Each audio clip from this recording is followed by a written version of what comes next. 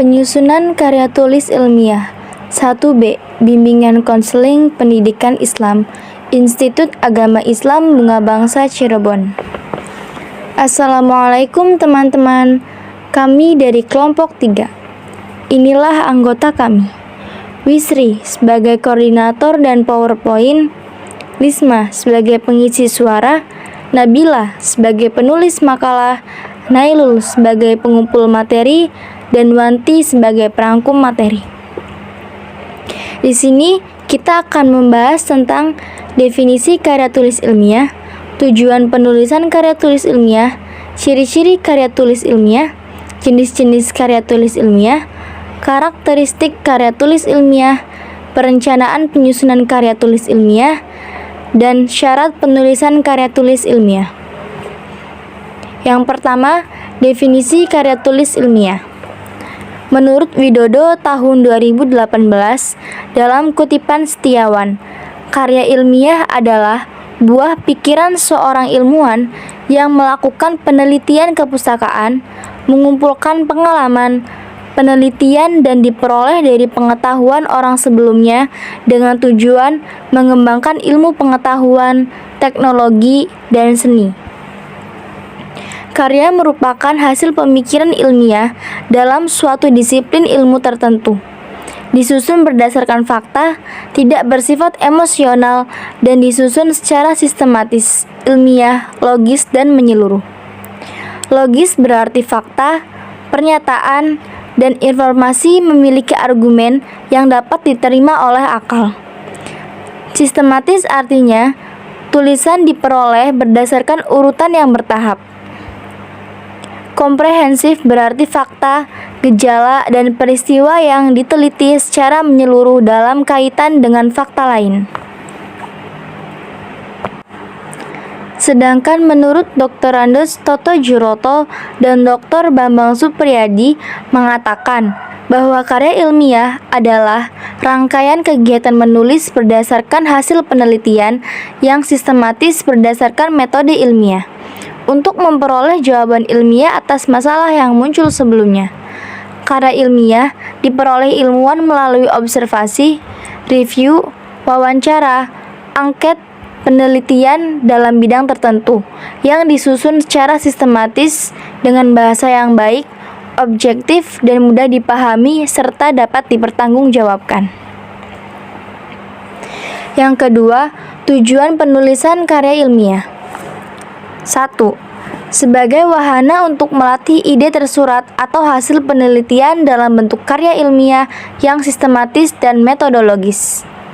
Yang kedua, makalah ilmiah yang telah ditulis diharapkan menjadi wahana transformasi pengetahuan antara sekolah dan masyarakat.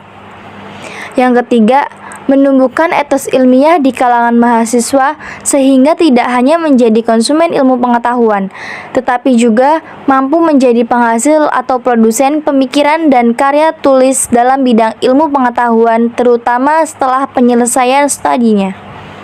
Yang keempat, membuktikan pengetahuan dan potensi ilmiah yang dimiliki oleh siswa dalam menghadapi dan memecahkan masalah dalam bentuk karya ilmiah yang bersangkutan setelah mendapat pengetahuan. Dan yang kelima, melatih keterampilan dasar untuk melakukan penelitian. Ciri-ciri karya tulis ilmiah. Yang pertama, objektif. Yang kedua, netral. Yang ketiga, sistematis dan metodis. Yang keempat, logis. Yang kelima, penggunaan bahasa baku. Yang keenam, menyajikan fakta dalam kurung bukan emosi atau perasaan. Dan yang ketujuh, tidak pleonastik. Berikut jenis-jenis karya tulis ilmiah. Yang pertama, karya ilmiah pendidikan. Terdiri dari makalah, skripsi, praskripsi, tesis, disertasi. Yang kedua, karya ilmiah penelitian.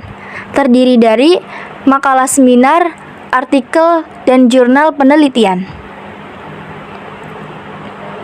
Karakteristik karya ilmiah. 1.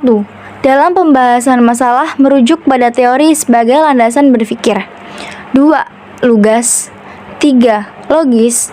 4. Efektif. 5. Efisien. 6. Objektif berdasarkan fakta.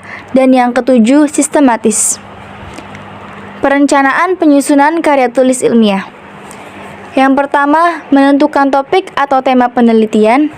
Yang kedua, kerangka penelitian. Yang ketiga, mengumpulkan bahan. Yang keempat, survei lapangan. Yang kelima, menyusun bibliografi. Yang keenam, menyusun hipotesis. Yang ketujuh, penyusunan rancangan penelitian. Yang kedelapan, percobaan sesuai metode yang direncanakan. Yang kesembilan, pengamatan dan mengumpulkan data. Yang kesepuluh, analisis dan interpretasi data.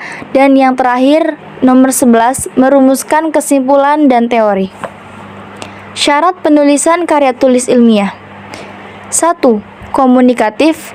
2. Bersifat denotatif dalam penyusunan kata dan kalimat penulisan. 3. Bernalar. 4. Ekonomis. 5. Berdasarkan landasan teori yang kuat. 6. Relevan dengan ilmu tertentu. 7. Berdasarkan sumber yang mutakhir. 8. Dapat dipertanggungjawabkan. 9.